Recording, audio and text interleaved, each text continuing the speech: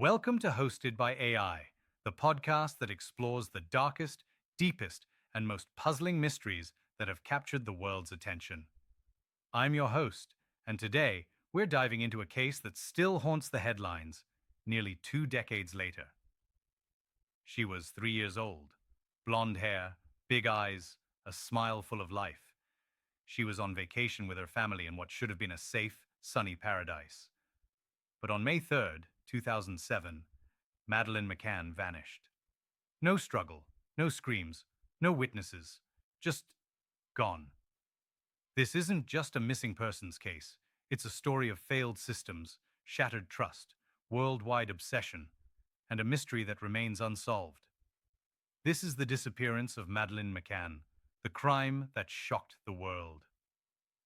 They say the night hides secrets, that within its silence, stories unfold that the daylight can never cleanse.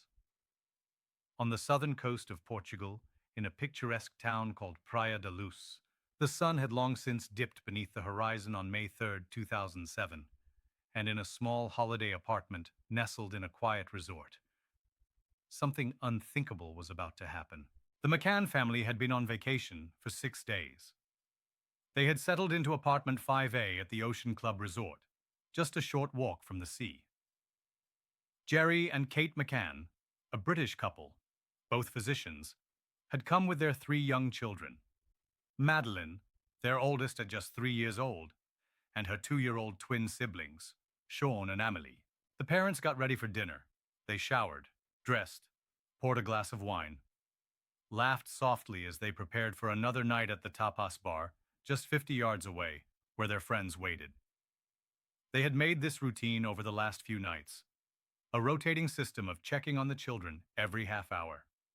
They thought they were close enough. They thought they were safe. At 8:35 p.m., they left, unlocked the patio doors, left the children's bedroom door open just slightly, about 5 degrees, just enough to hear if they stirred. At 9:05, Jerry returned to the apartment. He slipped in through the patio doors, careful not to make noise. But something gave him pause.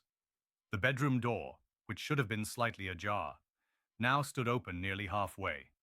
He peeked in. All 3 children seemed asleep. He gently closed the door back to its original angle, used the bathroom, and on his way out, bumped into a friend, Jeremy Wilkins, just outside. They spoke for a few minutes, casually, unaware that time was ticking.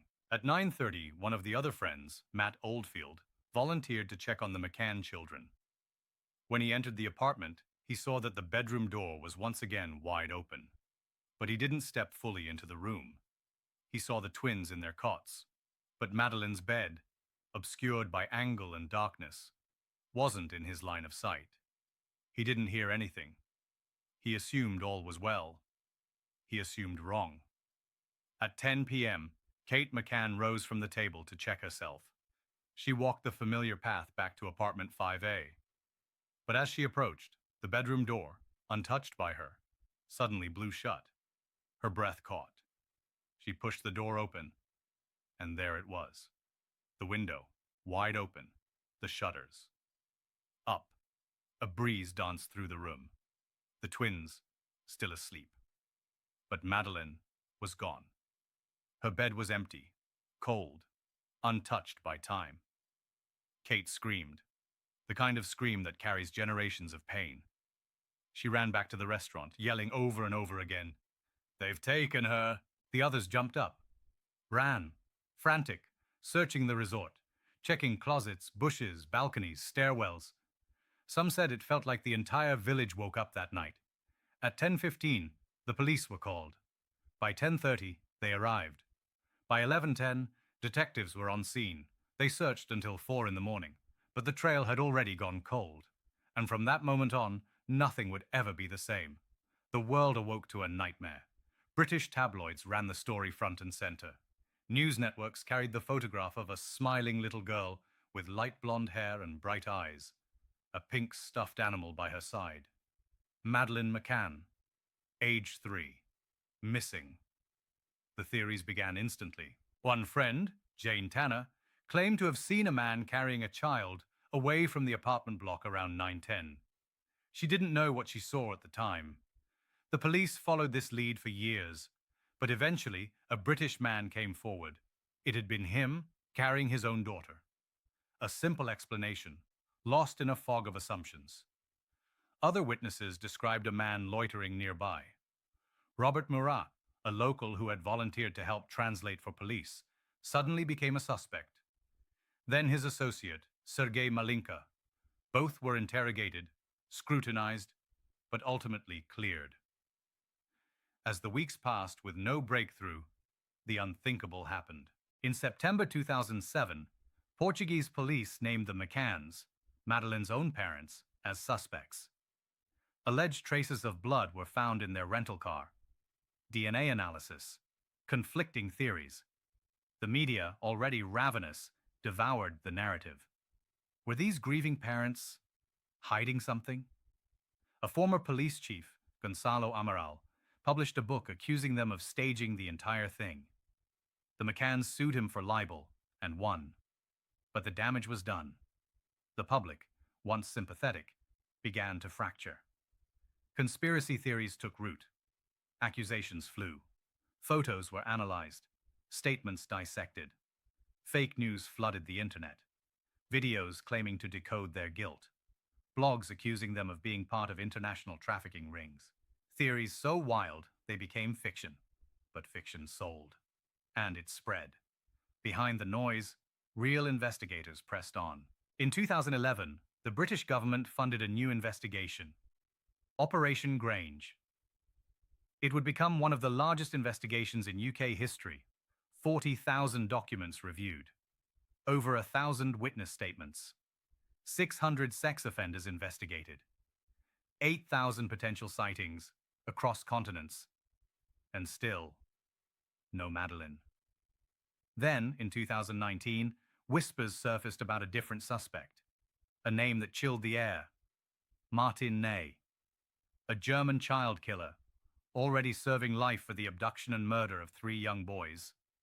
His method? Disturbingly similar. He would strike at night, drug the children, wear a black balaclava, operate while their parents were just steps away. And when Madeleine vanished, he was working at a shelter near Praia da Luz. He allegedly confessed details to another inmate. Things that weren't public, but no formal charges were filed. On May 3rd, 2019, 12 years after the disappearance, Kate McCann lit another candle, left another birthday gift in Madeleine's untouched bedroom. The twins, now teenagers, stood silently beside her. And then came 2020. A new name, Christian Bruckner, a German national, a man with a history of crimes against children. He had lived out of a van near the resort in 2007. Phone records placed him near the scene. But again, no conclusive evidence, no charges. In 2023, police searched a remote reservoir. They found items, but released no details. The silence felt louder than any revelation. Madeleine's fate remains unknown. No one has ever been tried. No body has ever been found. No confession, no closure. Just a single image. A child who vanished from the face of the earth in a resort town where families once felt safe. And now, years later, that question still lingers in the night air like a whisper in the wind. What really happened to Madeleine McCann? And will we ever find out? Thank you for listening to Hosted by AI. This case reminds us how fragile life is, how one moment, one window left open can change everything. If this story moved you, share it. Leave a review. And if you believe in truth and justice, keep talking about Madeleine. Maybe one day, someone will finally come forward, and maybe, just maybe, we'll get the answers this little girl deserves. Outro music fades in softly. Until next time, stay safe, stay curious, and never stop asking questions. Audio Jungle.